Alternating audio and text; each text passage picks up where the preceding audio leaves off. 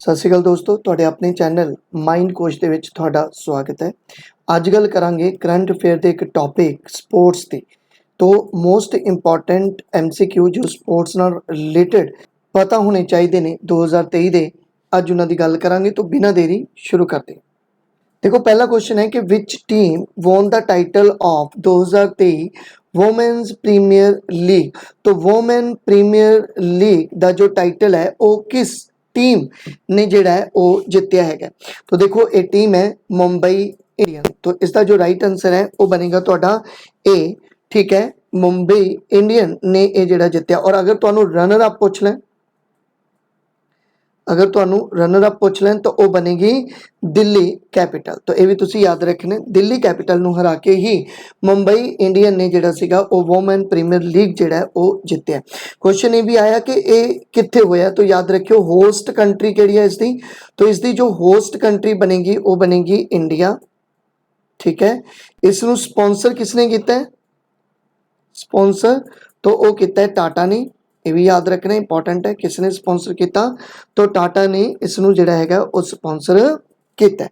तो इन्नी डिटेल इस क्वेश्चन की तुसी याद रखनी है। विच team won the title of 2022-23 Irani cup. तो जो ईरानी कप है ये किस टीम वालों जितया गया है? तो ये जो ईरानी कप है ये जितया गया है रेस्ट ऑफ इंडिया।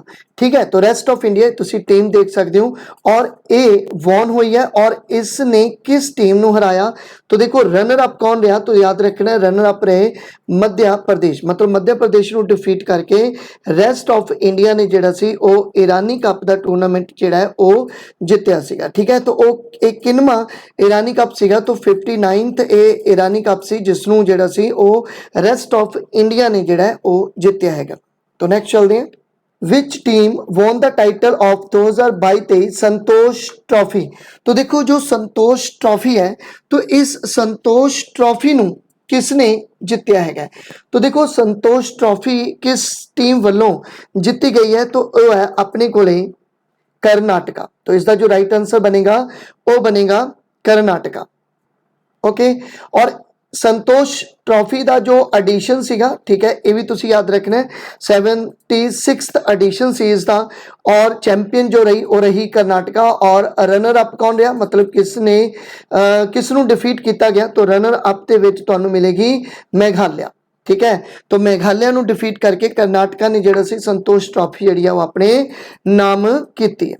और अगर इस दे विच ही तुहानू बेस्ट प्लेयर पूछ लें कि बेस्ट प्लेयर कौन निकलिया, तो बेस्ट प्लेयर जिहड़े सीगे वो सी रॉबिन यादव। और अगर बेस्ट गोलकीपर की गल करिए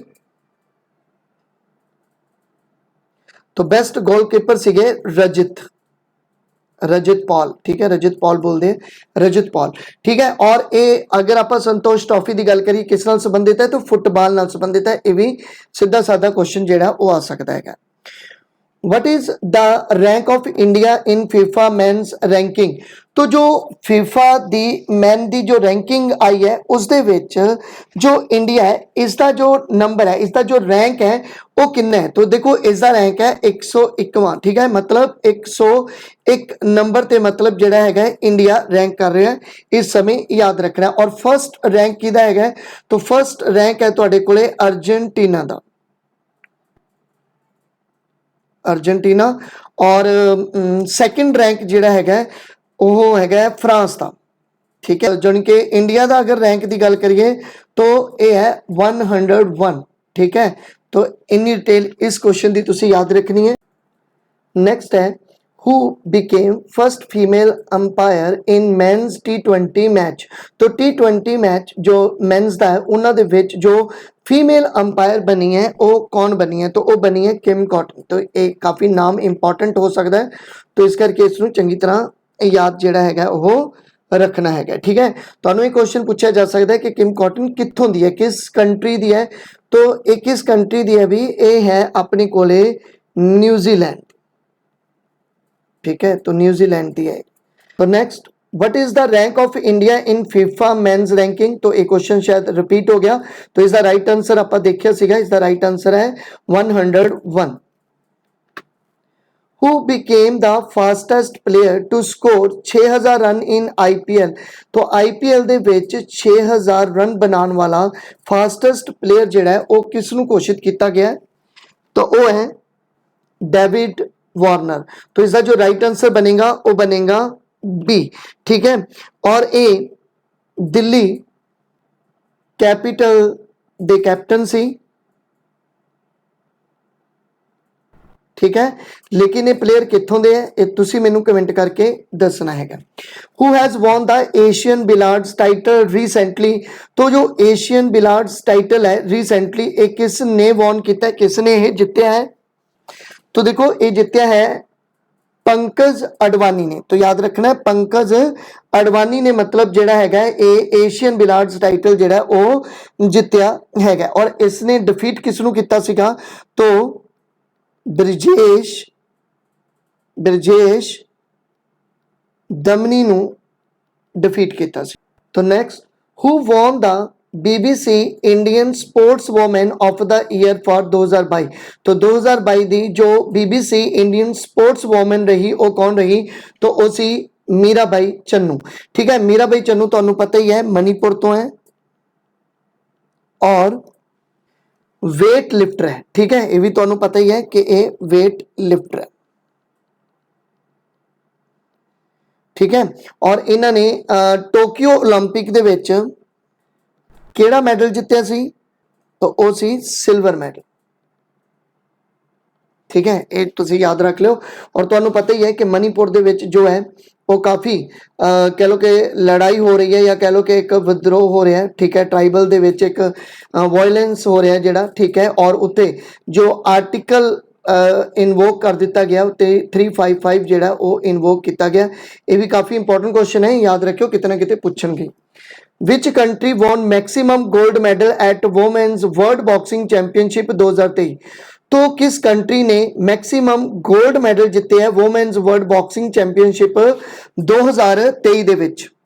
तो वो है इंडिया। ठीक है, तो ये तुसी याद रखना है। और ये जो गेम्स हुई सीगियां ये इंडिया दे विच ही हुई सीगियां, न्यू दिल्ली। तो होस्ट कंट्री इंडिया ही सी और इंडिया ने 4 गोल्ड जिहड़े हैगे हैं वो जिते सीगे। ठीक है, ये तुसी याद रखना कि इसने जिहड़े है 4 गोल्ड जिहड़े है वो जिते सी। हुण कौन कौन सीगे जिन्हां ने गोल्ड जिते सीगे उन्हां दे नाम तुसी मैनू कमेंट करके जिहड़े हैगे वो 4 पर्सन दसने। नेक्स्ट चलते हैं, विच country won maximum medal at 2023 Asian wrestling championship. तो जो एशिया दी रैसलिंग चैंपियनशिप हुई है 2023 उस दे विच मैक्सिमम मेडल जिहड़े है वो किस कंट्री ने जिते हैं? तो वो है काजिकिस्तान। ठीक है, कहते हैं कि 20 मेडल जिहड़े हैं ये जिते ने 20। ठीक है, फर्स्ट नंबर पे काजिकिस्तान आया, दूसरे नंबर पे जिहड़ा है वो जापान आया। इंडिया का रैंक 7th है और इंडिया ने 14 मैडल जिहड़े है वो कवर किए ने और 14 दे विचों 1 गोल्ड है। ठीक है, 3 जिहड़े है वो सिल्वर ने अते 10 जिहड़े है वो ब्रॉन्ज है। ठीक है, तो ये तुसी याद रख सकते। और एक जिहड़ा गोल्ड जितया ये किसने जितया? तो ये जितया है अमन शरावत ने, अमन शरावत। नेक्स्ट चलते हैं, तो next, which country von the title of 4th Asian kho kho championship 2023। ठीक है, तो रिपीट हो गया सी क्वेश्चन। तो 2023 का जो खो खो चैंपियनशिप है 4th एडिशन जो सीगा ये किस कंट्री ने जितया? तो एक कंट्री है जी इंडिया। ठीक है, तो इंडिया ने इसनू जिहड़ा हैगा वो जितया हैगा। और किसनू डिफीट करके?